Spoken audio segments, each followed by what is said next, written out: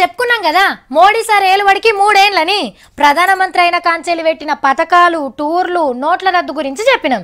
నిన్న బొంబాయి కంపెనీల అంగళ్ళ లాభాలు రికార్డులు కొట్టేసినాయి. అస్సాంలో పెద్ద బిడ్జెట్ సురువు చేసిండు సారు. అరే 3 ఏళ్ళు అయింది కదా, ఏదో ఒక నిర్ణయం ఉండాలే అని అనుకుంటూనే ఉన్నాం. అనుకున్నట్టుగానే చేసిండు. మామూలు నిర్ణయం కాదులో, అందరూ ముఖ్యంగా రైతులు తెలుసుకోవాల్సిన ముచ్చట. పసులను కాపాడుతందుకు గొట్టు రూల్స్ తెచ్చింది సెంటర్ సర్కారు. ఆవులు దూడలు ఎడ్లు బర్లను కోతకు అమ్మొద్దు.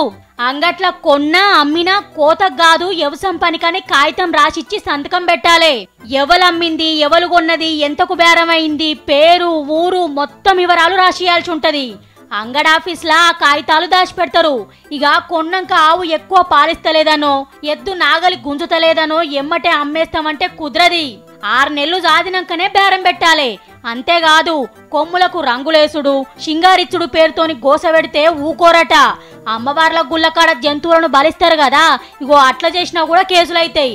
పసులను రక్షిస్తందుకే గీ రూల్స్ తెచ్చినామని చెప్తుండ్రు సెంటరోళ్ళు. అంత మంచిగానే ఉన్నది గాని గాసం లేనప్పుడు ఇంకో రైతు లేని పరిస్థితి ఉన్నప్పుడు ఆ పసులను ఎవరికి అమ్మాలో కూడా చెప్తే బాగుండు.